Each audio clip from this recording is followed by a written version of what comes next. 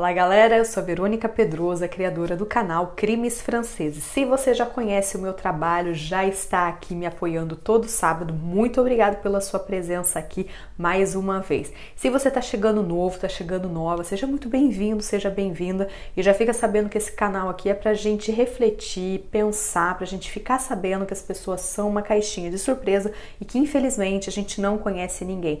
Não importa aonde você mora, a criminalidade ela existe em qualquer lugar do mundo e cabe a você cuidar da sua segurança, porque ninguém vai fazer isso no seu lugar. O caso de hoje é um caso que aconteceu no ano de 2015 e é o caso da Céline Marchand. O nosso caso se passa na cidadezinha Les Sorinières, uma cidade que fica a 4 horas da capital Paris, próximo à cidade mais conhecida, Nantes. No dia 30 de maio de 2015, um homem chamado Ian Marchand, de 38 anos, foi até a delegacia dessa cidadezinha acompanhado de uma moça chamada Anne-Laure. E os dois eles estavam preocupados com uma pessoa, a Céline Marchand. Ela estava desaparecida e fazia algum tempo que eles não viam a Céline.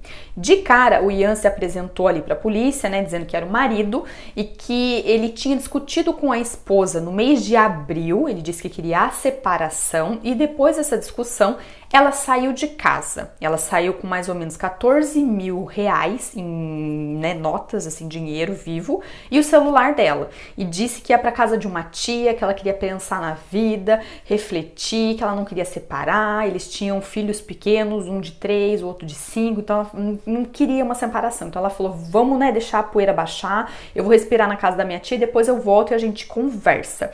Só que isso estava estranho, porque a moça que estava com ele era a melhor amiga da Céline. E ela falou, a Céline não deixaria os filhos assim, não. 3, 4 semanas, não deixaria. Ela não abandonaria porque eles eram, sim, a razão da vida da Céline. Essa história está estranha. O Ian, quando ele chegou na delegacia, ele queria declarar um abandono de domicílio.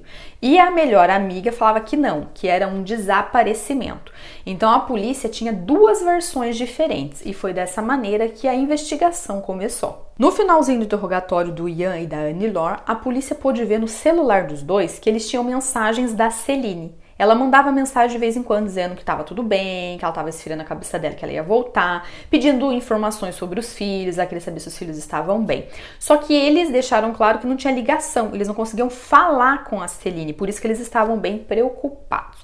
A polícia então decidiu investigar essas mensagens para saber de onde elas estavam vindo, fazer todo aquele trabalho de geolocalização, mas o resultado não sai na hora. Enquanto eles esperavam o resultado, a polícia começou a falar com os próximos, os amigos, o pessoal do trabalho, e ninguém tinha visto a Céline. Realmente, desde abril, ninguém tinha contato com ela. A polícia ligou para a tia, que estava com a Céline normalmente na casa dela. E quando a polícia conversou com essa tia da Céline, ela ficou muito surpresa, disse que a Céline não estava na casa dela e há mais de 4 meses ela não via a sobrinha. Então a polícia ficou bem mais chocada. Poxa, ela saiu da casa dela com dinheiro, falando que ia pra casa dessa tia. Essa tia não está com ela em casa? Aonde está a Céline?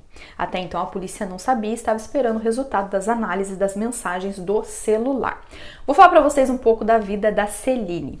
Ela foi uma moça assim que não teve uma infância muito fácil, perdeu pai e mãe muito cedo e ela foi adotada.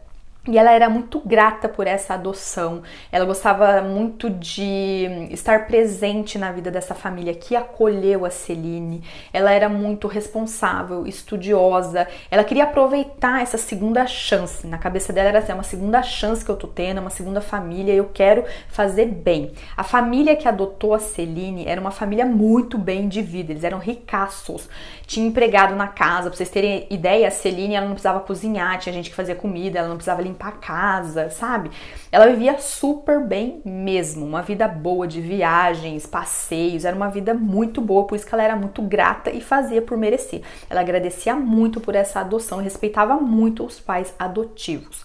A Céline, ela conheceu o Ian no ano de 2005, numa balada, tava dançando os dois lá e se conheceram, e foi amor à primeira vista. Já trocaram o telefone ali na balada, começaram a se ver, namorar, noivaram, casaram e rapidinho foram morar juntos e tiveram os filhos.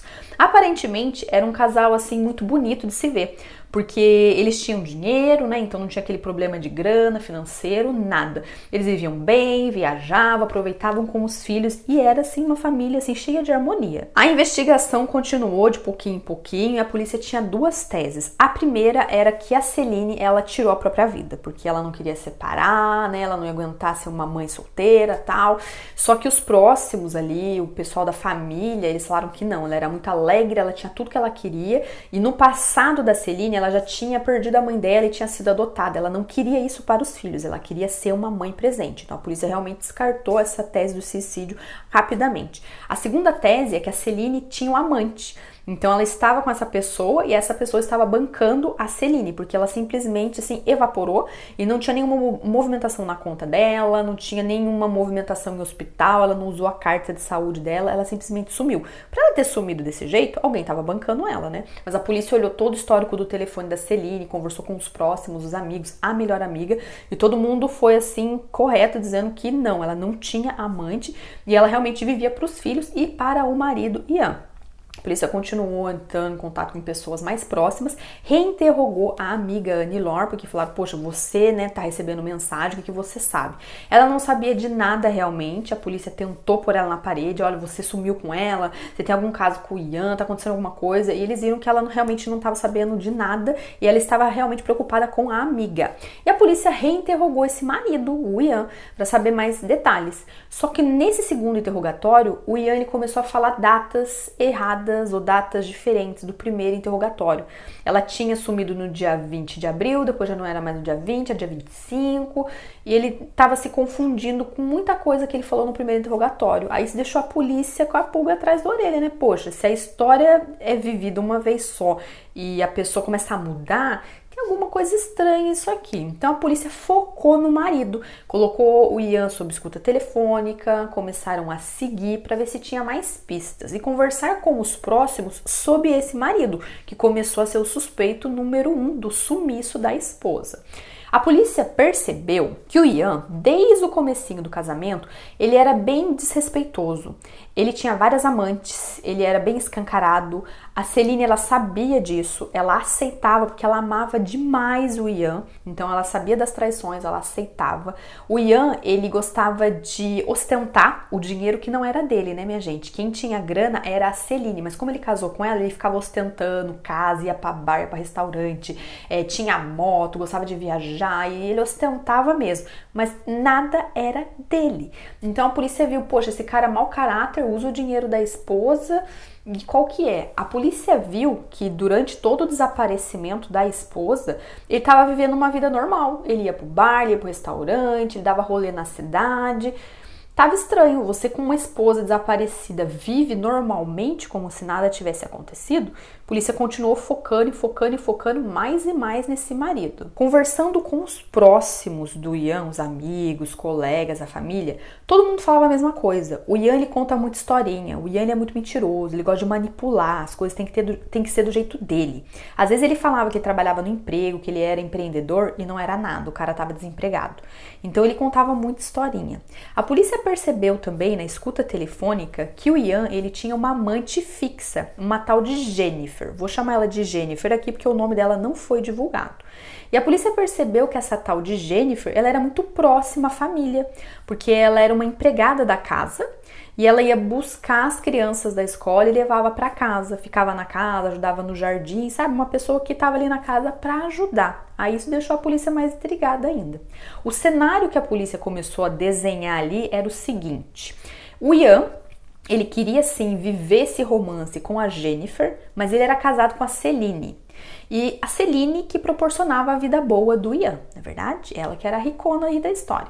Só que se o Ian se separasse, o regime ali não era o de comunhão de bens. Se um divórcio acontecesse, o que aconteceria? O Ian, ele ia sair com uma mão na frente e uma atrás, porque não tinha comunhão de bens, e ele ia perder a vida boa dele. E isso ele não queria. Então, para ele, o que seria interessante? Sumir com a esposa, porque daí tudo ia vir para os filhos.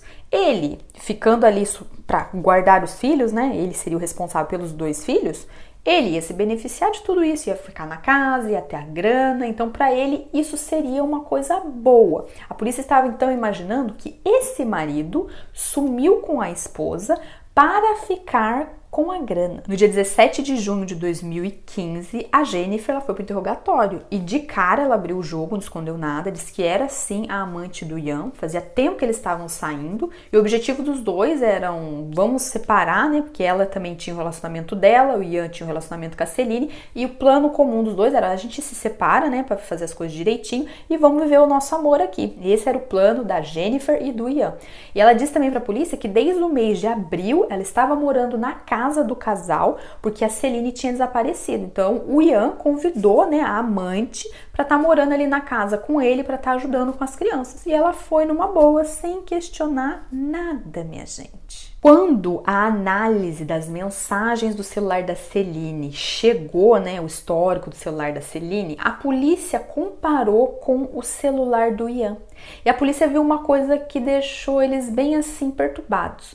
Em um dia do mês de abril, o Ian, ele tirou dinheiro em um caixa eletrônico e o celular da Celine estava nesse mesmo local. Então a polícia falou, opa, o Ian ele tirou dinheiro nesse caixa eletrônico e o celular da Celine estava nesse caixa eletrônico também. Ele viu a esposa? Por que ele não falou nada pra gente? O que ele tá escondendo? E claro que a polícia chamou o Ian para o interrogatório novamente. 3 dias depois ele foi interrogado, a polícia colocou pressão, falou como que você estava no mesmo local, na mesma hora que a sua mulher estava enviando uma mensagem. O que é isso? E daí ele já não tinha mais para onde correr mesmo e ele falou a verdade. Diz que no dia 20 de março, na capela da casa, a casa era tão grande, tinha até uma capela, aconteceu uma discussão e foi subindo. A Celine, ela caiu, bateu a cabeça e morreu. E ele dizia para a polícia, foi um acidente, foi uma discussão que a gente se perdeu, começou a se xingar muito, aquele calor de emoção, empurra. A Celine caiu, bateu a cabeça e morreu, mas foi um acidente. O Ian, ele contava tudo de maneira muito fria, sem emoção e dava assim todos os detalhes. Ele continuou informando, né, o que aconteceu nesse dia 20 de março e ele disse que a esposa caiu, bateu cabeça e morreu. Ele ficou desesperado, não sabia o que fazer, então a única coisa que veio na cabeça dele foi preciso sumir com o corpo e contar uma história pro pessoal acreditar que a Celine foi embora. O que ele fez, minha gente? Pegou o corpo da esposa de dentro da capela, colocou no jardim, queimou. E depois começou a contar a historinha dele para todo mundo, dizendo que a esposa estava na casa da tia, não sei aonde.